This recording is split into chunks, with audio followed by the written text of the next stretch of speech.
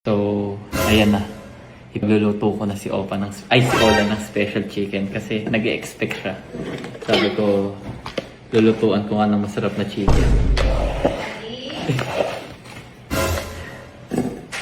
Sana magustuhan mo, anak. Mas sweet kasi pag ako yung nagluluto. And syempre, pagluto ng magulang, mas masarap talaga. Tignan natin ang price on the top.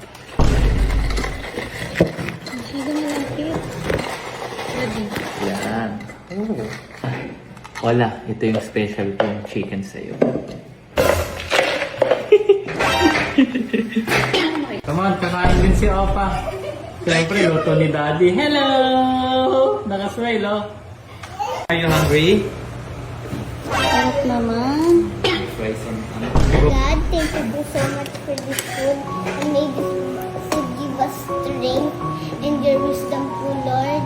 And maraming salamat po that we have this amazing, wonderful food po that Daddy cooked po, Yes, Lord. thank you. The special chicken. Yes, thank you. Na-appreciate mo. Yes, Papa. And we appreciate this amazing food, Lord, that you made Daddy cook for us. Amen. Thank you. Amen. In Jesus' name. We pray. Amen. Get out Thank you, ka? Lord. Thanks.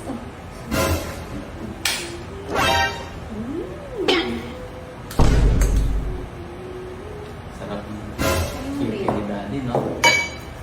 Can you say, Ola? Hindi ba nagustuhan? Why you're looking like that? What nga? Rang-rang?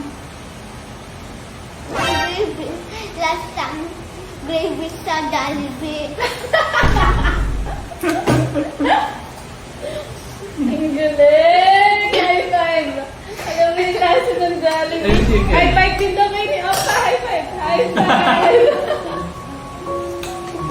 Ayaw ko sabihin kasi baka ma-offend ka. Pero alam mo na talaga,